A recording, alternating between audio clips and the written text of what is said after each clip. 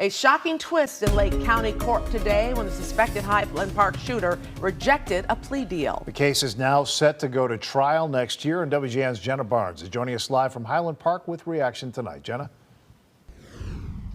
Ray and Micah, the anniversary of that shooting is 1 week from tomorrow. Today, the family members of the victims were hoping for some legal closure. Instead, they're bracing themselves for that trial.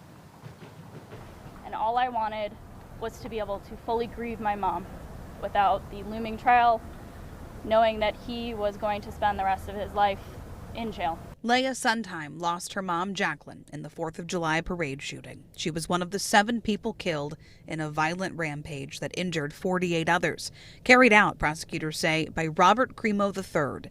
Today, the 23-year-old was expected to plead guilty to 7 counts of first-degree murder and 48 counts of aggravated battery with a firearm, in a deal that would have sent him to prison for life.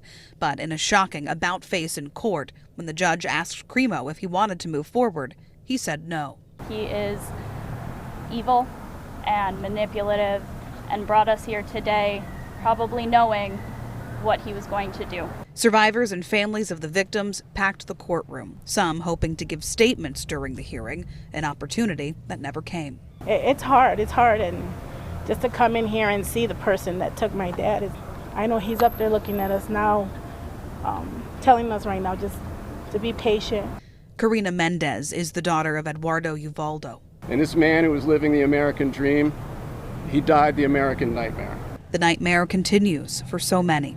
Aiden McCarthy, a toddler at the time of the shooting, lost both of his parents. He was pulled from underneath his dad's body. And what we saw quite clearly was a defendant who came to court today with one goal in mind: to continue the terror that began on July 4th. 2022.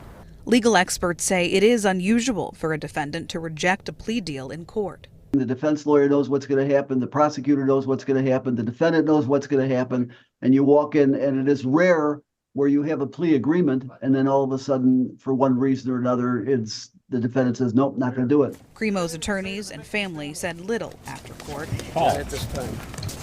As the Lake County State's attorney begins preparing for the next stage of this case. We will be ready for trial.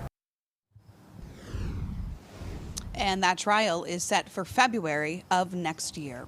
We're live in Highland Park tonight. Jenna Barnes, WGN News.